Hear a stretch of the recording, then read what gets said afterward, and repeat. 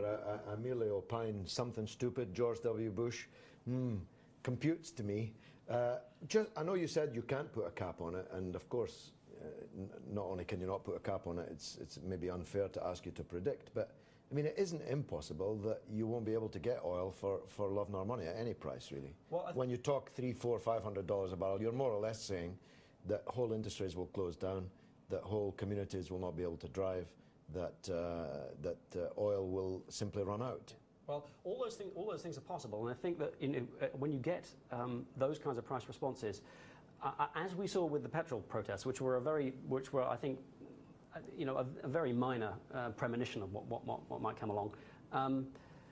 You get hoarding. The system breaks down when people, because it's a just-in-time system. People expect to be able to turn up at a petrol station and for their cars to be filled up, and the entire system works on that basis. When that trust breaks down, everybody clearly hangs on to what they've got, and that's not just individuals, that's countries, that's traders, that's oil companies, and so forth. So I think it becomes it's very difficult to predict exactly what would happen in those circumstances, but it's you'd get a kind of run on the bank, wouldn't you? A run on oil, indeed. Yes. And yeah.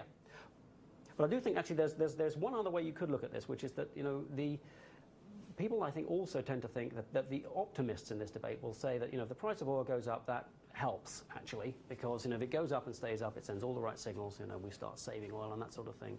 But when it's this sudden and this much of a spike and this huge, it's I think a very different matter.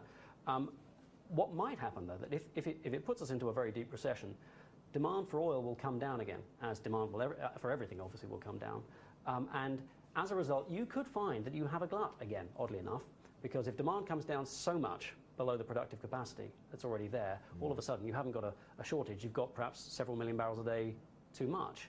So I think we could have a really, really confused and extremely volatile situation. Yeah.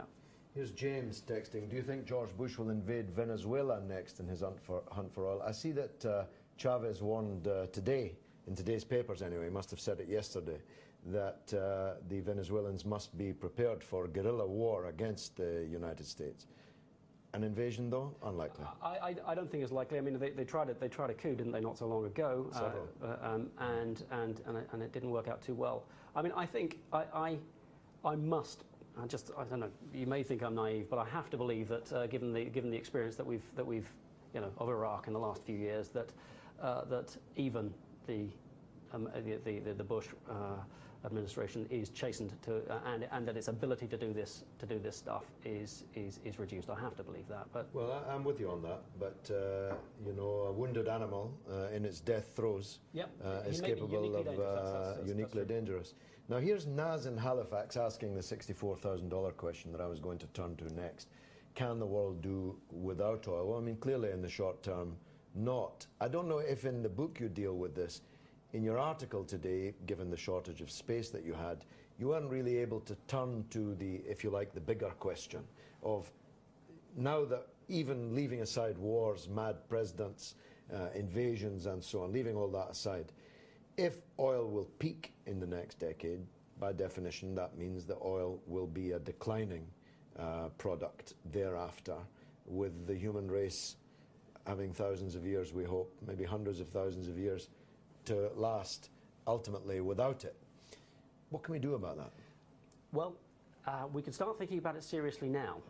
There's a report out which you may have heard of, the Hirsch report. Yes. It's actually oddly enough, commissioned by the US Department of Energy. Although once they received it, they put it in a drawer for about 6 months because they were a bit alarmed by the conclusions that it had come to.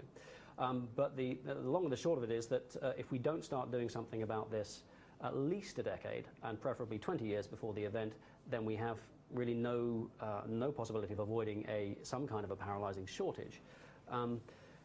So the sooner we get on with it, the better. And the other big thing to hang on to is there's actually no shortage of energy. I mean, the amount of sunshine and wind that hits the Earth every day could supply all of our energy needs at present many times over. It's simply a question of how we get from here to there. And that's not a small thing. The problem is, again, the time frame that's being imposed upon us. If this peak happens at any stage within the next decade, that's a real stretch. So I think in the short term, what it's going to mean is not only that we are unlikely to change our fuel supply system quickly enough to do this seamlessly. That's, I think, certainly true. We're going to simply have to live with shortage. I think we're going to have to introduce policies which, in fact, suppress demand. We've never done that before. You know, I mean, look what's happened to tax policy in Britain over the years. It's been knocked about by protests and so forth. We're going to have to find ways of constraining consumption because, really, that's the only way to do it. Really, either on a sort of a societal level or an international level, we're going to have to constrain our consumption. Otherwise, we're going to be fighting for what's left. You know, those are the kind of choices, really. Now, here's on the subject of fighting, Chris in Maypole. I don't know if that's Maypole or Maybole. If Iran is attacked, welcome to World War III. Well, we've touched on that, Chris, and it certainly begins to feel a bit like World War III. Where does nuclear fit in this mix, David? Well, it's a hot potato. I'm in a bit of a minority amongst people who write about peak oil. Many peak oil commentators are extremely anti-nuclear, and I can see their arguments.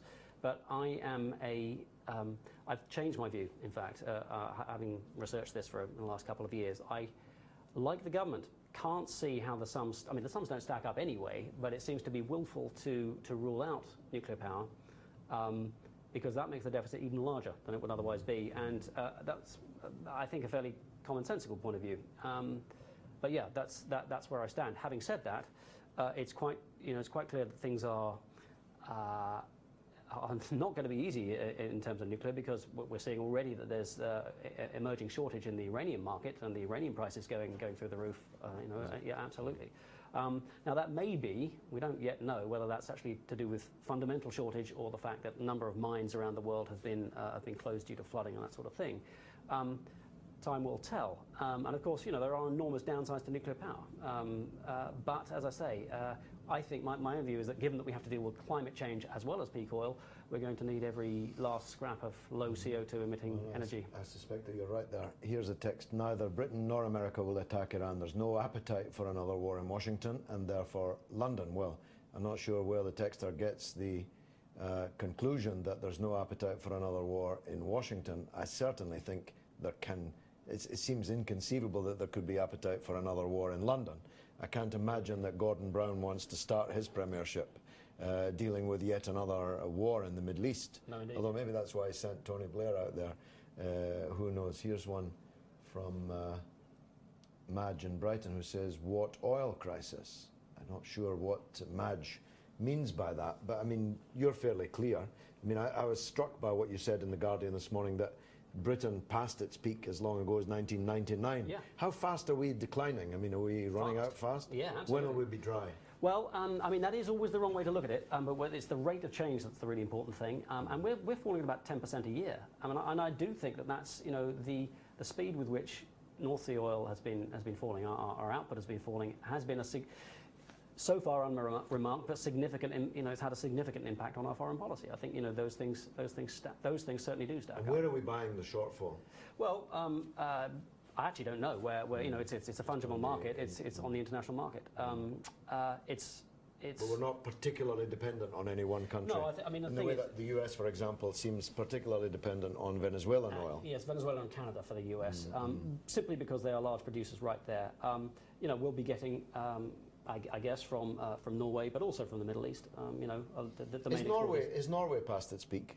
Yes, just past its peak. Rather better managed, I think, in a sense. But yes, they peaked, I think, in 2001, and are falling fairly stiffly as well. When did the book come out, David? 2 months ago, and on its third print run.